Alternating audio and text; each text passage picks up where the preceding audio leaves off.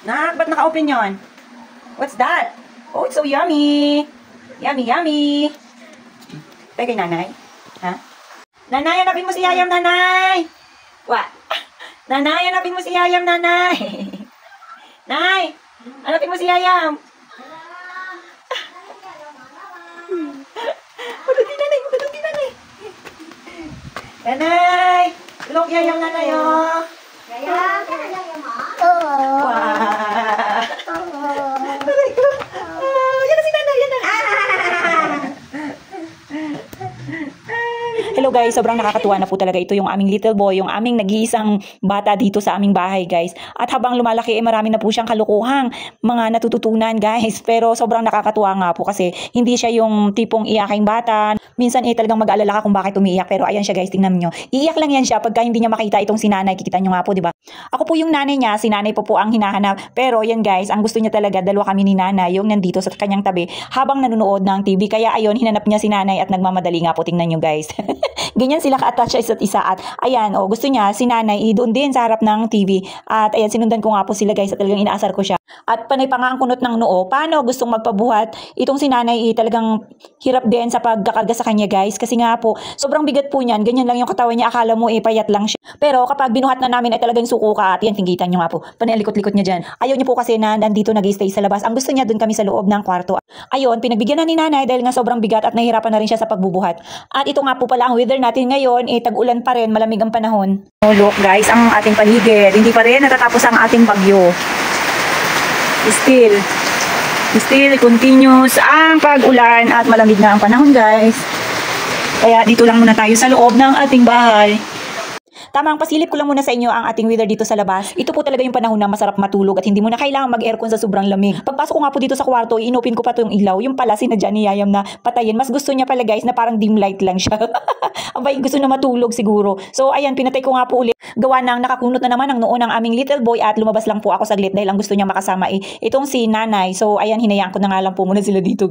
Pero wala na rin po talaga kami palang gagawin ni nanay dahil nakapagluto na. Kaya ayan, bumalik na ako dito sa kwarto at nilaro ko na lang to. Ayan si nanay, sinasamantala niya ang kasiyahan ng aming little boy guys kasi oras na po ng pagpapakain sa aming little boy at ayan nga po, enjoy na enjoy siya sa pagsasakay sa likuran ko. Habang itong si nanay, sinasamantala niya nga po ang pagpakain, pagsubo sa kanya ng kanin. Pero yun na po yung pinagpapasalamat namin.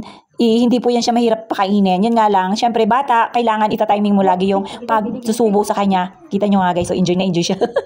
Pero kailangan, sabi ko kay nanay, pakialalayan, baka mamaya mahulog at hindi siya makahawak ng maayos. At yan guys, tingnan nyo nga po. Ano ito? Pagkain? Tayo ng pagkain? Aray ko! Mambo! Mambo! Italiano! Go! Nang nakita niya nga po yung kanyang pinapanood na more on dance-dance na, bumaba na rin po. Ay, sa wakas at ako'y nakahiga na rin. Pero ang akala ko nga po makapagpapahinga na ako nung nakita niya nga po akong nakahiga. At yan, ginawa pa po akong upuan. Abay, akala niya isopa ako guys. Sa totoo lang, tuwing ganitong oras lang po kami nagkakaroon ng banding ng aming little boy. Pagka Monday to Friday po kasi, meron po talaga yung akong pasok. At every weekend, yun po, pagka wala kaming mga extra na gagawin sa opisina, yun saka lang po ako nakapagpapahinga. Pero sa gawaing bahay, hindi po tayo exempted dyan. Kaya itong si Yayam, enjoy na enjoy dyan, nakasama tayo dahil wala na rin po akong gagawin. Kaya nagbanding-banding muna kami dito at hindi pa naman din po siya inaantok. Ayan ang gusto niya guys, talagang kasama si nanay, nakikita niya si nanay palagi at nandito rin ako. Kaya tingnan niyo si nanay guys, enjoy na enjoy din. Talagang nag-enjoy din siya pagka itong alaga niya ay masaya. Sabi ko nga po kay nanay, paano na lang pala kung halimbawang mag-aaral na itong little boy namin, kailangan nandyan din si nanay palagi sa kanya maghatid sundo at kailangan hindi siya iwanan ni nanay kahit sa school. May ganun pa kaya guys? Ano sa tingin ninyo? At baka iniisip din po namin baka mamaya pag nasa school na ayaw magpahiwalay kay nanay, ay naku po, hindi ko na alam kung anong gagawin ko. Lalo pa ngayon guys, di ba? Nagkukwentuhan din kami dahil itong aming little boy breastfeeding pa rin po yan siya. Pero ewan na lang pagka mga ilang buwan na lang or ilang taon na lang mag-aaral na siya kung didede pa rin siya sa breast, di ba guys? Wala lang, naisip lang namin ni nanay kung anong mangyayari. At ito siya guys, talagang natutuwa siya sa kanyang mga pinapanood lalo na pagka gustong-gusto niya yung palabas.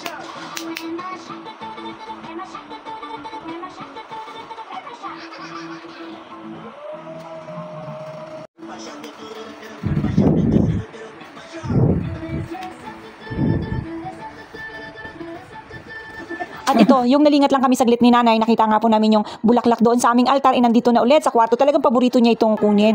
Na, yung pinanggigigilan niya flower! Sabi mo, wag eh. So, paano ba yan guys? Kita-kits ulit sa susunod na video. Bye-bye!